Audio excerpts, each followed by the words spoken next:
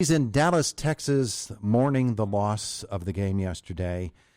She is Judy Gaman joining us this morning on Indiana in the Morning. And our conversation brought to you by Marcus & Mack, a law firm representing injured people. It's not that bad, is it? Is it, Judy, there in Dallas after losing that game yesterday?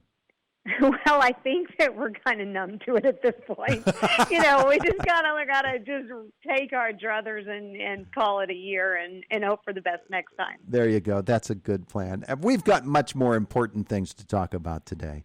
The Centers for Disease Control, and I don't know if you were surprised by this or if to you it makes perfect sense, may not recommend the coronavirus vaccine for kids, at least at first, because basically it's not been tested on kids. Do I have that right? And what do you think about it? Well, you absolutely have that correct, and I'm not surprised at all. I mean, this is just the way that things are. Whenever you're doing clinical trials, you always start with healthy adults, and then you move into adults that have health issues, and then you go through this kind of process, and later down the line, we get to children, and then after that, maybe or maybe not, we go into pregnant women. So this is just following the normal course because we don't want to inject a developing body with something until we have enough data. And the studies on children are very different than the studies on adults. It's not like you take the data from adults and you just assume that it'll be safe for a child. That's not the way the world works. It's not the way that vaccines or medications work. Yeah, I would guess that there would be problems with or questions at least with dosages and with the particular substance that is actually going into the body. Yeah, for sure, because there's two main classes of vaccines right now that are being looked at. One is where they actually take a modified portion of the DNA from the virus and they pump up the immune system, it activates the T cells. The other is where they use messenger RNA to kind of do the same thing, trick the body into building up immunity and so forth so that you don't become ill from it. So we know this worked very well in adults. And what we're seeing in the early results from the clinical trials is that so far this is very safe. But we cannot take that information and then assume that's the same in a body that's immune system is very different, in a body that's still developing, that's still replicating as it's growing. Mm-hmm. So they're doing the right thing. They're being very cautious, and they're saying, we will give the children vaccines when it's time, when we know it's safe. Let's take care of health workers and our seniors first. You just said something very, very interesting, that the science is much more readily available to you than to me, but it's always fascinated me. The development of a body, we're not born as full-fledged, immune, and developed and mature adults. We're born as little kids, and we have to build ourselves up through the growing process. And on a cellular level, that's a very important process, isn't it? Well, it certainly is. And we have to remember that COVID-19, there are other COVID strains that are common colds. So in some respects, as an adult, we've been exposed to various illnesses throughout our life. So our immune system is very different than someone who's 5, 6, maybe 10 years old. It just looks different. It acts different, and we have to be cautious. Okay, so the vaccine gets out there eventually, and adults are getting it, and let's pray that it's very, very successful. What sort of a time frame do we look at in terms of testing the vaccine on younger people, and how long is that period typically from testing on adults to testing on children? What's that time span? Well, everything's out the window right now, as we know. We can look at historical figures of how long it takes to get things done, but we're in unprecedented times. We are in a time where it's not just a few here and there U.S.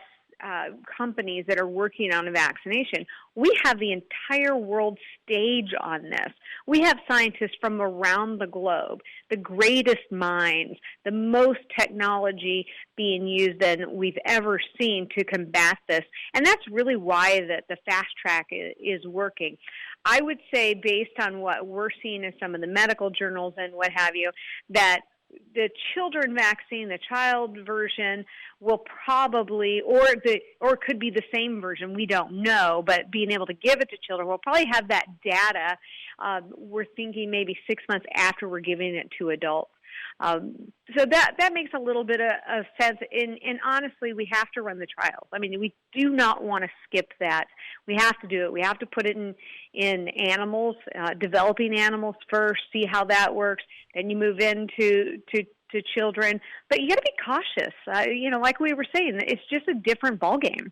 We're talking to Judy Gaman, healthy living expert today. And as someone who is on the inside of all this, and you're able to watch this with a whole different perspective than most of us, how fascinating has it been to watch this from the very earliest stages to where we are now? We understand that it's a much accelerated process, but I'm assuming that you're looking at this and you're just amazed by the work that's getting done. Well, I am amazed. And I'm amazed at how, people assume that because you're in the medical field or because the scientists are on TV that they have all the answers. And we had to figure this out. And even early on, some of the things that were coming out, we now have debunked. We all around the globe had to figure this out. And the idea that somebody, some particular country, shoulda, coulda, shoulda, woulda, we all coulda, shoulda, woulda. This was things we had never seen. It was unprecedented. We'd never seen it. We had to tackle it. And if you look at the rate at which we got the information together, it's astounding. It really is. I mean, I think we will look back in history, and yes, we've lost a lot of lives. And yes, we could have done things better, but I don't think we've ever gotten on something, gotten this much attention to it, ever. And I think we're making incredible strides, and we need to celebrate those strides. Sounds to me like you've had a couple of moments during this whole thing as it's unfolded where you've just said, "Are you kidding me?" I still have those moments. I definitely still have those moments. It's really easy to be a Monday morning quarterback, and I feel like there's a lot of second guessing. There's a lot of finger pointing, and everyone's doing the absolute best that they can. And I think, again, we'll look back on this and we'll say, wow, we were really handed something that we had no background in. We had no, idea of how to handle, and everyone worked together. The world worked together to put an end to it. Would we have liked it to happen faster? Of course we would have. But we have to think about where we were to where we are now. So we've been following the CDC through this whole process and this latest development with the kids, and we can understand certainly where they're coming from and even support that in a great way. Does the fact that children are seeming to be less susceptible to the actual illness if they are infected with it, is that helpful, I guess is the best way to put it? Well, I think we don't know why there are some children who get very symptomatic. I mean, you've seen that there's a college student who just passed away, but then you have thousands, tens and thousands of other college students that get it, and, it's really no big deal. And we also have children walking around that have zero symptoms and are positive. So this is an interesting dynamic because when you look at something like the flu, influenza, when you're sick. Matter of fact, you don't go out because you don't feel like going out. I mean, we kind of self-quarantine because we want to stay in bed. Yeah. But what we have with this COVID-19 virus is some people become very, very ill. Many people die. But then you also have these large number of people that are positive that have zero symptoms or they have mild symptoms. And I don't think we have all the data to understand why that is. There's been some speculation, not just speculation, but even some factual stuff out on blood type and things like that. Mm-hmm. Vitamin D deficiency, populations that are naturally low in vitamin D, we know that they do much poorer if they are infected.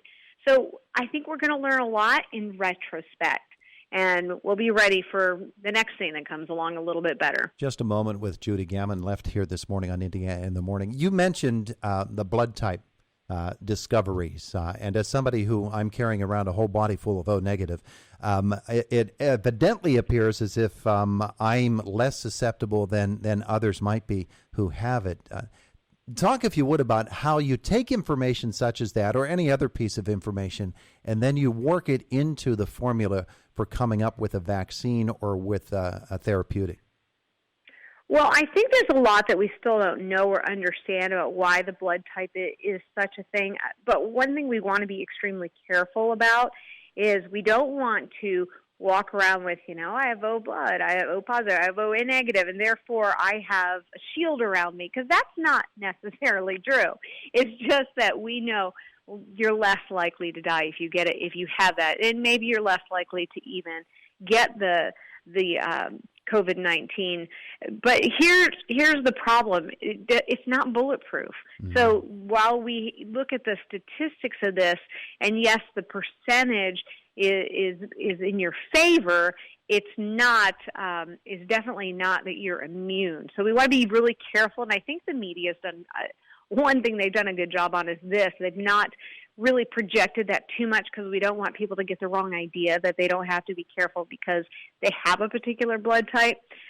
But I will say that even if we move forward with these vaccines, we cannot discount the fact of vitamin D, zinc, these things that we know are shortening the effects of if you get an exposure, and not just to this virus, but to all viruses.